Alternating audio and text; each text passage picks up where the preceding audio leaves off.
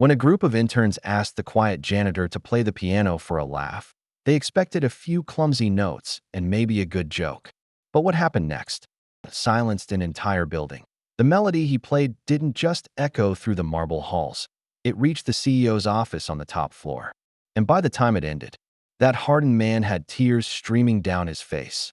This is the story of Ethan Cole, a single father, a night janitor, and a man who reminded an entire company what humanity sounds like. It all began in a small industrial town, still fighting to recover from years of factory closures. The streets were lined with boarded-up shops, and every morning, buses carried tired workers to jobs that barely paid enough to survive. Among them was Ethan Cole, 42 years old, shoulders slumped from long nights, but eyes still carrying that spark of quiet determination. Every evening, as the city lights flickered on, Ethan would tuck his daughter Lily into bed, kiss her forehead, and whisper, "Daddy's gotta work now, sweetheart. You dream for both of us, okay?" Then he'd grab his old, faded uniform and head out into the cold night air to mop the endless floors of Orion Tech, a company known for its luxury offices and record-breaking profits. Ethan wasn't always a janitor. Once, he'd been a pianist, not famous, not rich, but passionate. His dream was to compose music that told stories. But 5 years ago, everything changed. His wife, Mara, passed away suddenly, leaving him alone with a 5-year-old girl who wheezed through the nights with asthma attacks he couldn't afford to treat. So Ethan gave up the music. He sold his piano to pay for medical bills, then later bought a used one, cracked keys, half functional, so Lily could learn the same songs her mother once loved. That piano sat in their tiny living room, gathering dust, waiting for the day Ethan would play again. Each morning, he'd walk Lily to school before heading home for a few hours of sleep. Then, as the sun set, he'd clock in for his shift at Orion Tech. The people there barely noticed him. To them, he was part of the background, just another uniformed figure with a mop and bucket. But every night, as he cleaned the lobby, Ethan would hum to himself, soft, haunting tunes that echoed faintly through the empty halls. If you listened closely, you could almost hear the man he used to be. Orion Tech was everything Ethan's life wasn't. Polished, loud, fast. The lobby floor shimmered under bright lights. Digital screens flashed company achievements and stock prices. Executives rushed past in tailored suits, eyes glued to their phones, too busy to notice the janitor who quietly kept their world spotless. Still, Ethan took pride in his work. He wiped down every surface like it meant something, because for him, it did. Every hour he worked was one more pill for Lily, one more night of safety. He never complained, never asked for help. Even when he came home exhausted, his hands blistered and his back aching, he'd sit beside Lily and ask about her day. And sometimes, when she begged, he'd play a little tune on the old piano. Nothing fancy, just enough to make her smile. That smile made every hardship worth it. But behind the quiet strength was a man breaking under the weight of invisibility. Ethan had talent. He had a heart full of music. He just had nowhere to share it. Until one morning, everything changed. It was the company's Employee Appreciation Day, a once-a-year event meant to boost morale. The lobby was decked with balloons, banners, and a shiny grand piano that had been rented for the occasion. Employees mingled, laughing over catered breakfasts while Ethan mopped quietly in the corner, staying out of the way. That's when a group of young interns noticed him. They were joking around, trying to kill time before the speeches began. One of them pointed at Ethan and said, "Hey, let's get the janitor to play something. Bet he knows chopsticks." Their laughter drew glances from nearby coworkers. Ethan froze, his face flushing with embarrassment. He tried to smile politely, murmuring, "I don't think that's a good idea," and went back to mopping. But the interns kept teasing, "Come on, man, just one song. What's the worst that could happen?" Finally, one of them added, almost mockingly, "Unless you're scared." That word, scared, hit something deep inside him. He looked up, stared at the piano, then at the crowd watching. Something in his eyes changed. He walked over, sat down, and placed his rough, calloused hands on the polished ivory keys. The room fell quiet. Someone whispered, "Wait, he actually knows how to play?" Ethan took a deep breath, closed his eyes, and began to play. The first few notes were soft, hesitant, trembling like a memory being reborn. Then, slowly, The melody grew, powerful, heartbreaking, beautiful. The laughter stopped. People gathered. Phones went down. Conversations died. Upstairs, in his glass office, Mr. Donovan, the CEO himself, heard the sound echoing through the vents. He froze mid-sentence. For the first time in years, that man felt something stir inside him. And when the final note faded, the building stood in stunned silence. Before we continue with this incredible journey, I spent countless hours researching and crafting this story to bring you something truly meaningful. If stories like this touch your heart, and you want to see more acts of kindness that restore faith in humanity, please subscribe and hit the notification bell. It means the world to me and helps these stories reach others who need a reminder that goodness still exists. Now let's see what happens next. Have you ever witnessed an act of kindness that completely changed your perspective? Share your story in the comments below. I read every one. When the final note faded into silence, nobody moved. The only sound was the soft hum of the air conditioner and the faint echo of Ethan's last chord trembling. Through the air, the interns who had teased him moments before stood frozen, their laughter gone, replaced by something that looked a lot like shame. Then, quietly, someone began to clap. It was hesitant at first. Then another joined in, and another, until the entire lobby erupted in applause. Ethan sat there, stunned, blinking back tears. He hadn't performed for anyone since before Mara died. He never thought he'd see people moved by his music again.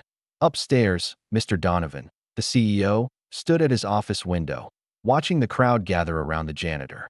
And for the first time in years, he felt a lump in his throat as the applause slowly died down.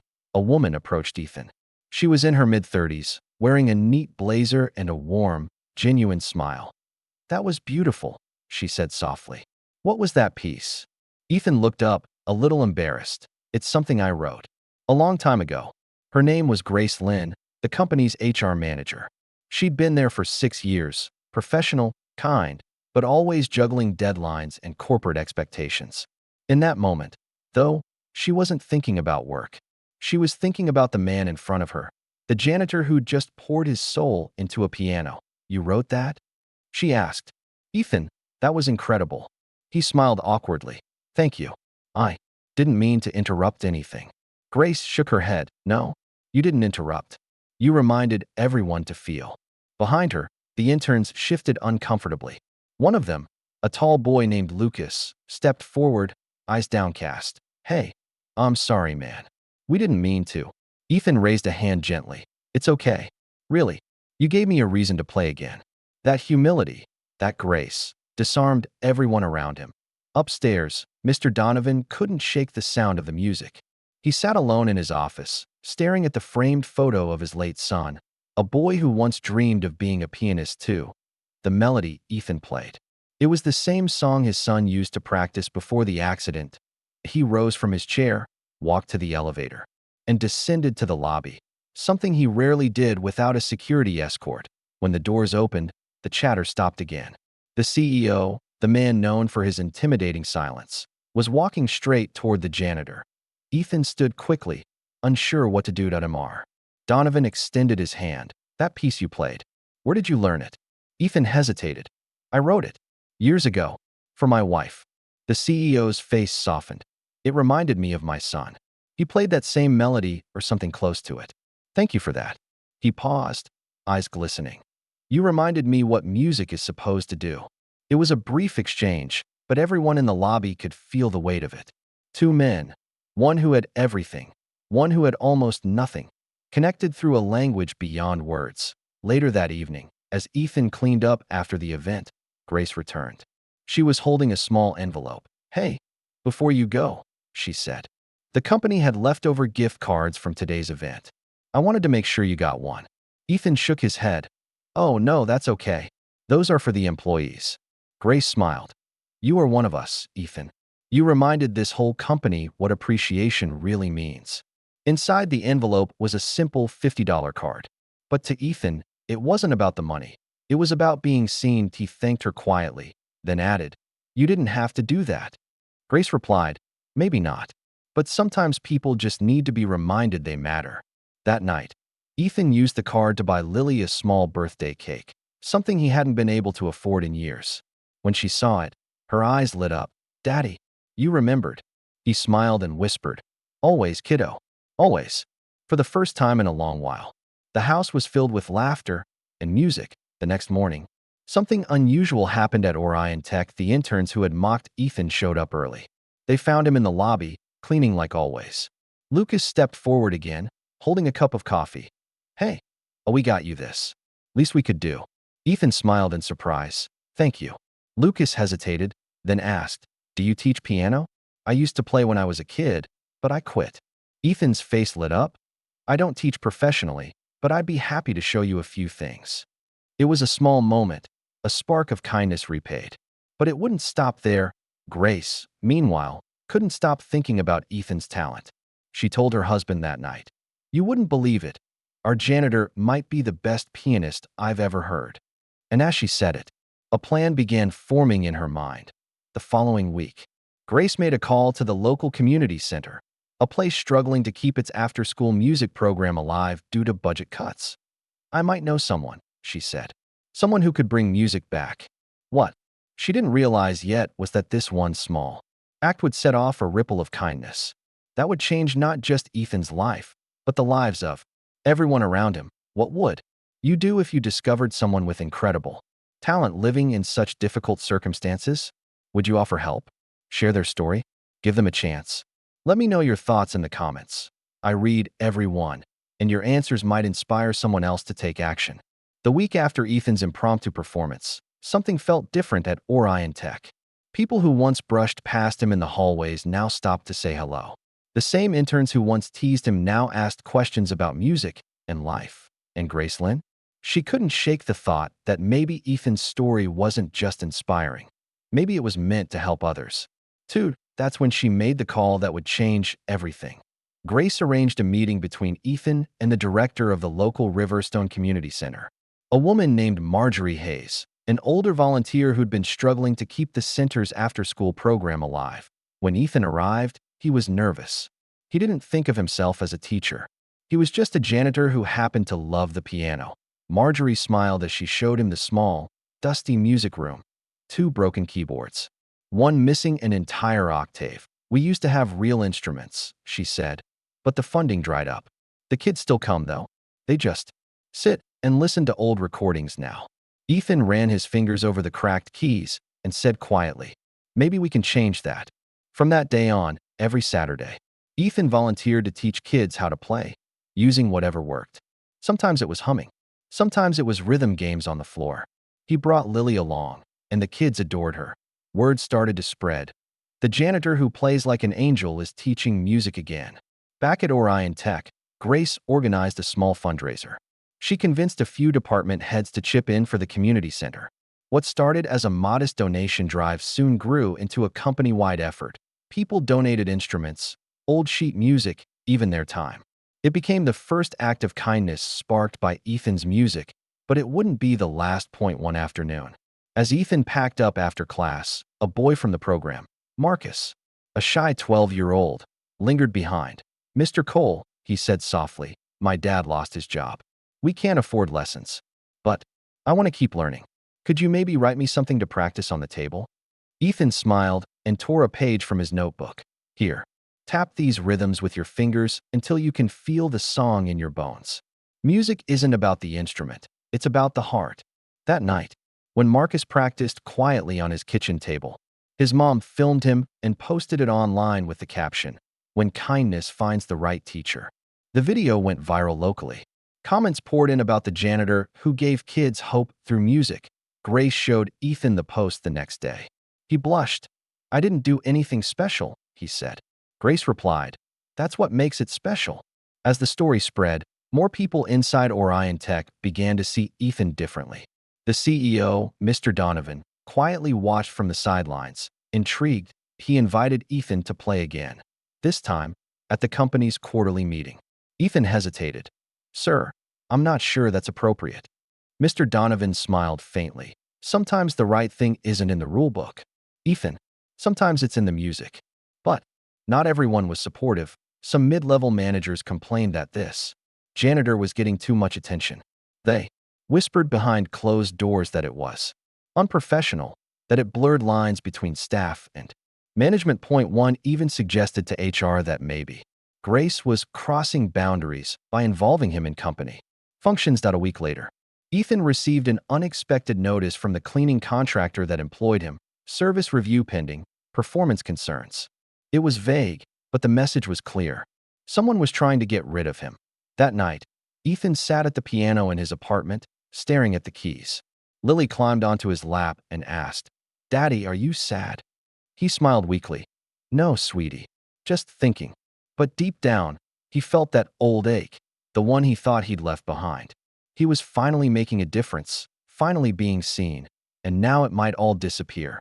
Grace was furious when she found out. She marched into her director's office, slammed the notice on the table, and said, "You're not punishing someone for being kind. Not on my watch." The director hesitated. "Grace, I admire what you're doing, but this isn't about kindness. It's about company image." She shot back, "Then maybe it's time we fix the image." Grace didn't stop there. She took Ethan's story public, not for pity, but for proof of what compassion could do. She shared videos from the community center, testimonials from kids and parents, and even clips from his first performance. Within days, the story exploded online. Headlines read, "Janitor's music inspires a company to reconnect with humanity." And just like that, the quiet man who once cleaned the floors became the heart of a movement he never meant to start. But Ethan didn't want fame. He just wanted to keep teaching, to keep playing. And that's when the CEO made a decision that would change both of their lives forever. When Ethan's story went viral, the world suddenly seemed to notice the man who had spent years being invisible. But while the internet celebrated him, inside Orion Tech, things got complicated. The executive board wasn't happy about the publicity. They thought the company was being misrepresented as heartless. Donovan, the CEO, sat quietly during the meeting as his executives argued. Then he said 5 simple words that stopped the room cold. "He reminded me of my son." Silence. You could have heard a pin drop. After that meeting, Mr. Donovan called Ethan into his office. It was the first time Ethan had ever been there. The room was massive, filled with awards, photos, and a grand view of the city. "Please, sit," Donovan said. Ethan hesitated, wiping his hands nervously on his work pants. "Sir, if this is about the posts online." I know you didn't," Donovan interrupted gently. "I've seen what you've done. The community center, the kids, the music." He paused, glancing at the framed photo on his desk, a young boy smiling beside a piano. "My son passed away 7 years ago. He loved to play. The song you performed that day, it was almost identical to one he wrote before the accident." Ethan's breath caught. "Sir, I didn't know." "How could you?" Donovan said with a faint smile. "That's the beauty of it. You didn't play for recognition. You played from the same place my son did. From love."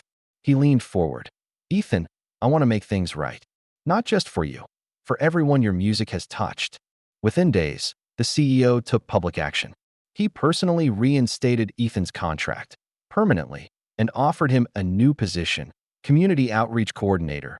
Ethan was stunned. "Sir, I don't know if I'm qualified." Donovan chuckled softly. "Ethan, you've done more for this community than anyone in this building. You're exactly who we need." He didn't stop there. He announced a partnership between Orion Tech and the Riverstone Community Center, a full sponsorship of the after-school music program. Grace cried when she heard the news. The interns volunteered to help deliver instruments. Employees began signing up to mentor kids. It was as if the entire company had rediscovered its soul, and all of it started with a single act of kindness. As months passed, Ethan's life began to transform. He spent his mornings teaching at the community center, his evenings home with Lily, and his weekends performing small concerts for charity. That he no longer hid behind a mop and bucket. He stood on a stage, surrounded by people who believed in him. Grace often joked, "You're the most famous janitor this town's ever seen." And Ethan would laugh, replying, "I'm still the same guy. I just traded my mop for a metronome." But the truth was, he wasn't the same. He'd gone from invisible to invaluable, from surviving to inspiring. A few months later, the company hosted a charity gala, this time not to impress investors, but to raise money for children's music education. Ethan was asked to perform as the main act. He was nervous, not because of the crowd, but because it would be the first time he'd play his wife's song publicly since she passed. That evening, the ballroom was filled with executives, employees, and community families, all dressed in their best. When Ethan stepped on stage, he glanced toward the front row. There sat Lily, smiling proudly in her little dress. Grace beside her, clapping softly. And Mr. Donovan, sitting with his hands folded, eyes already glassy with emotion. Ethan took a deep breath and began to play. The melody was soft at first, familiar yet brand new. It carried the ache of loss, the warmth of love, and the quiet triumph of hope. Halfway through, Lily climbed onto the stage and sat beside him, pressing a single key, just one note, perfectly in rhythm. The audience smiled. It wasn't just music anymore. It was healing. As the final note faded, Mr. Donovan wiped his eyes. He stood, leading a standing ovation. When the applause finally quieted, he stepped onto the stage and took the microphone. His voice trembled slightly. When I lost my son, I thought I'd never feel music again. I built this company to fill that silence, but it never did. He turned to Ethan. You reminded me that no amount of success can replace the sound of a heart that still knows how to feel. Thank you, Ethan, for giving that back to me. The room fell silent again, not out of sadness, but reverence that a year later, the Riverstone Center had expanded its music wing. Ethan now ran it full-time. With support from Orion Tech and donations from around the country, dozens of kids, including Marcus, now had real instruments, real teachers, and real dreams. And every afternoon, as Ethan locked up, he'd see Lily sitting at the piano, teaching the younger kids just like he once taught her. One evening, a young janitor, new to the company, came to help clean the center. He shyly admitted, "Sir, I saw your story online. I used to play guitar, but I stopped after my mom passed." Ethan smiled gently. "Then maybe it's time you start again. Music's got a way of finding lost souls. You just have to let it." He handed the man a guitar from the storage room. "Here, let this be your first note back." That was Ethan's full circle moment. The man once helped, now helping others. Ethan didn't become famous. He didn't make millions. But what he did do was far more powerful. He changed the rhythm of an entire community. He showed people that kindness isn't about grand gestures. It's about noticing the unseen, believing in the forgotten, listening to the unheard. And in a world full of noise, his music, born of loss, love, and second chances, became a quiet anthem of hope. This story shows how one act of kindness can change everything. So here's my challenge to you. What's one way you could make a difference in someone's life today? Share your commitment in the comments below, and let's start our own ripple of kindness together. They say music fades, but the echoes of kindness never do. It's been 3 years since that unforgettable performance. The day a single dad janitor played his heart out and made even the CEO tear up. But Ethan Cole's story didn't end on that stage. It was just the overture. Today, the Riverstone Community Center has become the beating heart of the town. What was once an abandoned rec hall is now filled with laughter, rhythm, and second chances. Kids from all walks of life, rich, poor, shy, or forgotten, gather there after school. They don't just learn music. They learn confidence, compassion, belonging. And every Friday evening, when the last note fades, Ethan stands by the doorway, watching it all with quiet pride. He doesn't see students anymore. He sees future teachers, future dreamers, future givers. Grace Lynn, the HR manager who first believed in him, now leads Orion Tech's Hearts in Harmony initiative, a program encouraging employees to volunteer and mentor youth. The company culture has completely transformed. What once felt cold and corporate is now warm and human. And Mr. Donovan, the once distant CEO, visits the center every month, not for press or publicity, but to listen. He sits quietly in the back, eyes closed, smiling through tears as the children play. One day, he told Ethan, "I used to think success was measured in profits. Now I know it's measured in people." As for Ethan, he still works hard.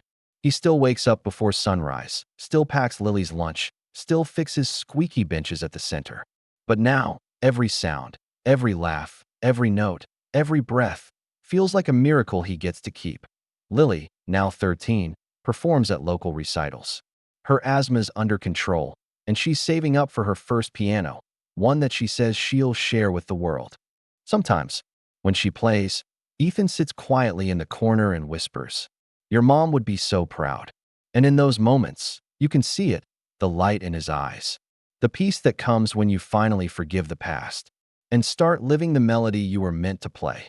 The ripple from that one simple act, a janitor being asked to play as a joke, has now reached far beyond that town. News outlets covered it. Schools wrote essays about it. And people across the world began sharing their own stories of hidden talents, second chances, and quiet heroes who changed lives. One woman in Ohio donated her late husband's piano to the community center. A group of college students started free online music lessons for underprivileged kids. And a former Orion Tech intern, the very one who first teased Ethan, launched a nonprofit called Keys of Kindness. He said, "I learned that day that laughter can wound or heal, and I never want to use mine to hurt again." That's the real legacy Ethan left behind. Not just music, but movement. In the final scene, imagine this. It's evening at the community center. The sun is setting through stained glass windows, painting the walls in gold and amber. Ethan walks to the piano, the same one he played that fateful day at Orion Tech. He sits down, places his hands on the keys, and begins to play softly. One by one, children gather around, some with violins, some with guitars, some just humming along. The music grows, layer by layer, until it fills the entire room with something almost sacred. Grace records a short clip on her phone and uploads it online with the caption, "Kindness doesn't need an audience. It just needs a beginning." The video goes viral overnight, again, and thousands of people comment the same phrase. This is what the world needs more of. Ethan never set out to change the world. He just wanted to be kind, to survive, to love his daughter and make her proud. But in doing so, he showed millions what humanity still sounds like when we listen, really listen. And maybe that's the secret. Not every hero wears a cape.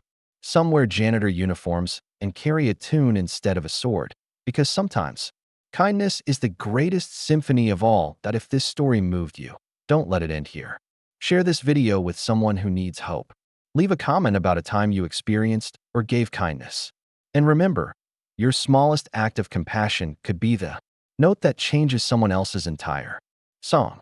This has been the story of Ethan Cole, the single dad janitor whose music reminded the world how to feel again. Until next time, stay kind and keep listening for the music around you.